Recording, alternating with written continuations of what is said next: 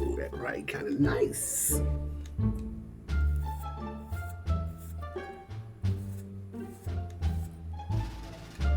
How they look?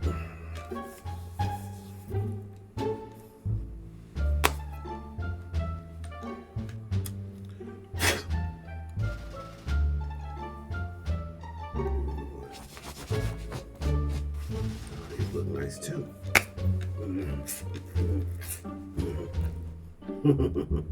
How's my makeup? Makeup? Come on. Look good? Let's get this party started. What's good, YouTube? Bang! In the building again, baby. With another banger.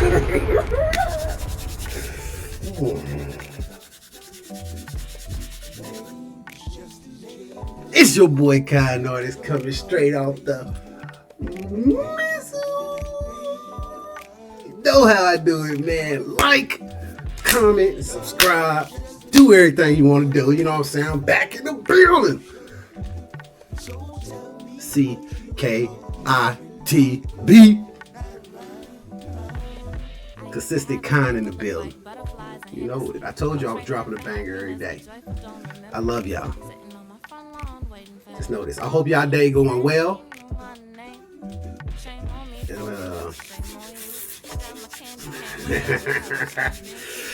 Let's see what we got, man. Let's get into the mother. I'm working on Baby X.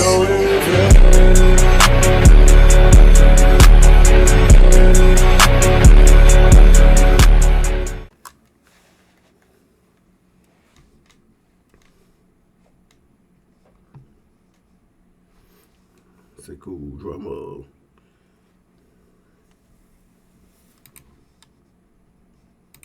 This unsuspecting man is about to show just how much of a monster he really is.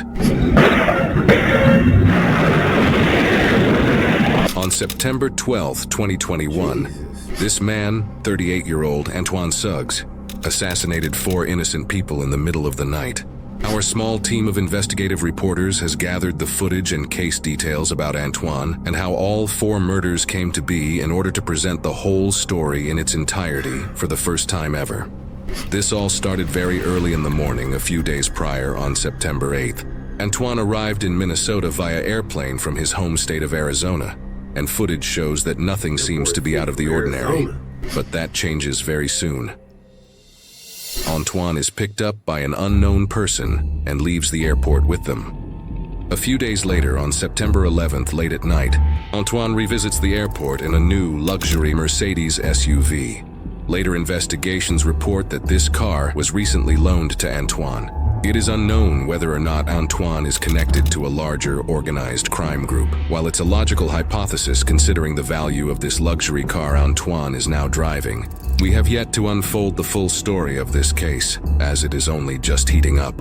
We don't know why Antoine revisited the airport, but the surveillance footage gives us a glimpse at his passenger, who bears a striking resemblance to one of his future murder victims, Nitosha Lee Flug Presley. If the passenger is indeed Nitosha, then this was one of the last images showing her alive.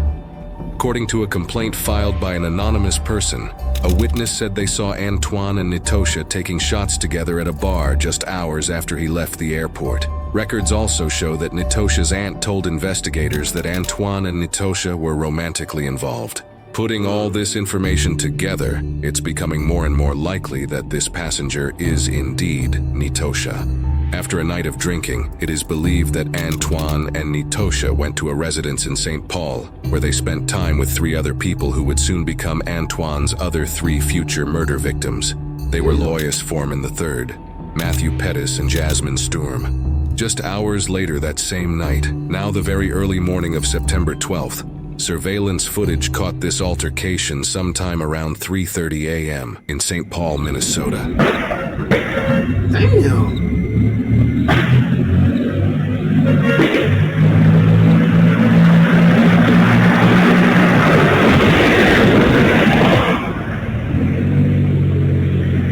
Was it a drive-by?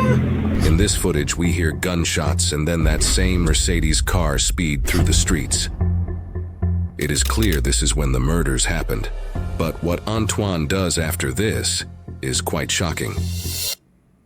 On the same day around 10 a.m., after driving around for many hours trying to figure out what to do with the dead bodies, Antoine decided that he needed help hiding the bodies. So he makes plans to meet up with his father, 56-year-old Darren Osborne, at a gas station during the day. Antoine's plan was to have his father follow him into western Wisconsin to a cornfield where they would find an inconspicuous place to dump the car with the bodies in it. Osborne later told officers that he had no idea at this point there were bodies in Antoine's car. On the way to meet with his father, Antoine stops at a different gas station than the one planned for the meetup spot. In this disturbing surveillance footage that shows this particular stop, you can even see one of the deceased victims in the passenger seat, limp and showing no signs of life. And while those bodies are in the car, Antoine is inside the gas station, paying for his gas just like it's another normal day. Antoine continued traveling. Hold on real quick, man. So he supposed to meet his father at a gas station. He was supposed to meet his father at a gas station, but didn't meet his father at that same gas station. He left and went to another one? During the day, Antoine's plan was to have his father follow him into western Wisconsin to a cornfield where they would find an inconspicuous place to dump the car with the bodies in it. Osborne later told officers that he had no idea at this point there were bodies in Antoine's car. On the way to meet with his father, Antoine stops at a different gas station than the one planned for the meetup spot. In this disturbing surveillance footage that shows this particular stop, you can even see one of... So he was going to meet his father at a gas station, but stopped to get gas so his daddy wouldn't know that them bodies was in the car. I guess that's how it went. The deceased victims in the passenger seat, limp and showing no signs of life. And while those bodies are in the car, Antoine is inside the gas station, paying for his gas just like it's another normal day. Antoine continued traveling to the meetup spot, moving from St. Paul, Minnesota to Dunn County, Wisconsin. This time, stopping at the originally planned gas station. We see him and his father convene at the gas station and they speak a bit before driving away. It is presumed Antoine had now moved the body out of the front passenger seat, considering his father would have clearly noticed a deceased human being sitting in the car. That is, Antoine's father is telling the truth. Again, at this point, according to the father, he did not know what Antoine was up to.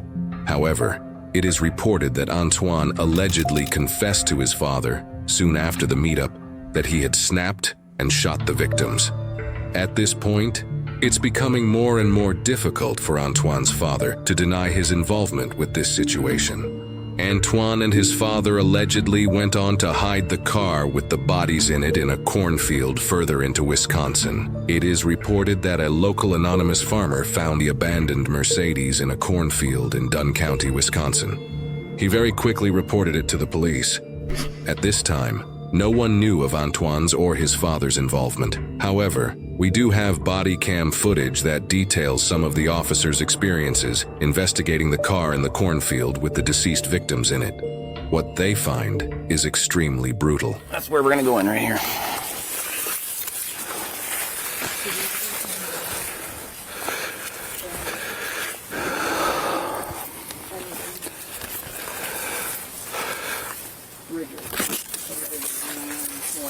Yeah, we can do something just for... We did open the back door. If you need to open the back door. Do we know if that one in the back on the far right is male or female? Do you know? The one on the far back? The behind the driver? I thought it was a female. So they were stiff when you moved them? Yes. Somebody said? I opened that door. I basically went like this, and it was just, you know, hard, stiff, rigor, whatever you want to call it. Obviously, the male, we didn't check anything on him. I thought there was like a hole. Looks like there might be blood pooling in his ear, or I thought maybe that was an entry or exit wound. I'm not sure. Thank you, guys. Yep. I ran out. Well, it looks like it's an actual key story now. Psycho, man. Jesus. A bunch of blood on their shoe. See that? Yeah, it's pooled, yeah. Definite bullet wound to the right side of the face, right side of the ear on him, on the male. That's what I thought. These officers are taking careful note of entry and exit wound details for a very important reason. This detail alone is extremely helpful in determining if the murders were committed with intent or in self-defense. I mean, that looks like an entrance wound right there. It didn't look like an exit wound to me. I'm guessing she got shot in the body, though. Yeah, there's blood on her left arm and on her right, and it's old. Watch your right shoulder, man. Yep. Fucking psychopath. Oh, what's in the pocket, Dan? There? Dried blood. Yeah. Oh, yeah, it's dripping right now. Oh, yeah. Male. Gunshot wound to the head. It's like, yep. There's the exit wound over here. See on the front seat, Yeah? right below, right where the shoulder rest is, that white stuff, is that brain matter or skull particulates? Hard to say. I don't know. Because she wearing her seatbelt still? No, I couldn't tell if it was I just think they put it behind her. Behind her. Just probably so that it wouldn't beep. Because the weight's in there, so it'd beep. I want to know where the gunshot wound is on this other gal. How do you have exit wounds and there's no damage in the vehicle? Well then, but also if it's a headshot, wouldn't she have splatter? I mean, you got splatter on him, but it's just weird. Well, his is coming from his nose. You know, that's just draining from the nose from the brain shot. Yeah, oh yeah. Alright, well, did we look through the... Well, let's just get out of here, I guess. We'll go talk to Kyle. During later investigations, Antoine's Arizona ID card was found on the floor of the car.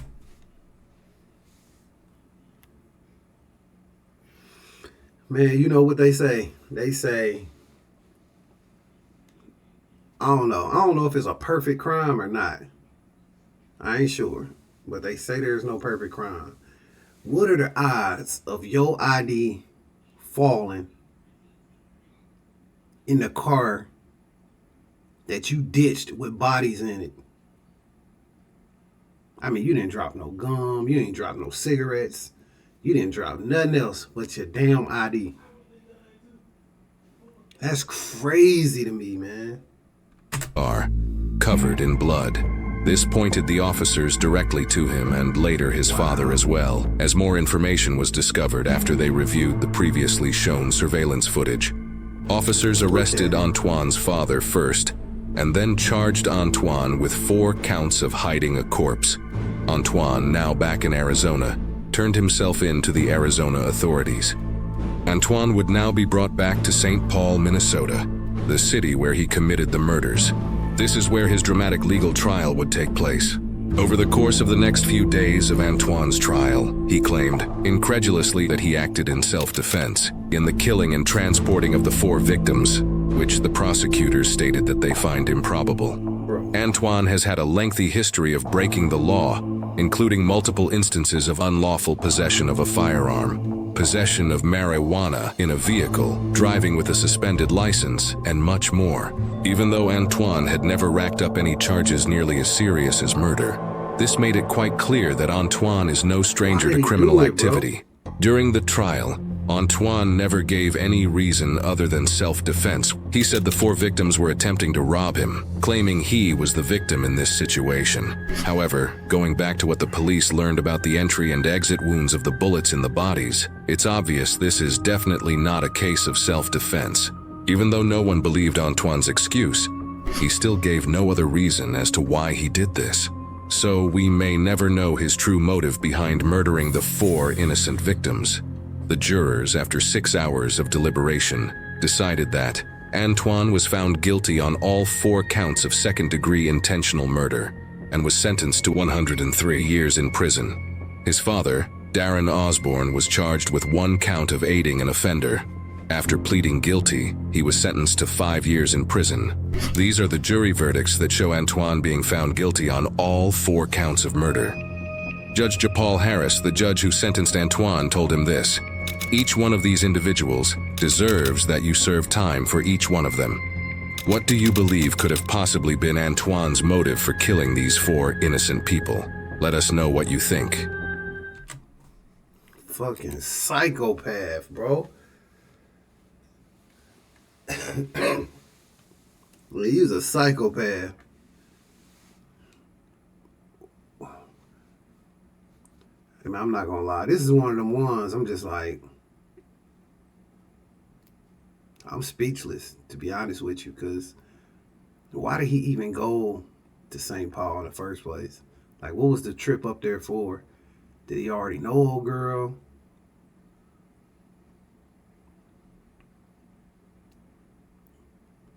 I don't know. Baffled, man. This is crazy.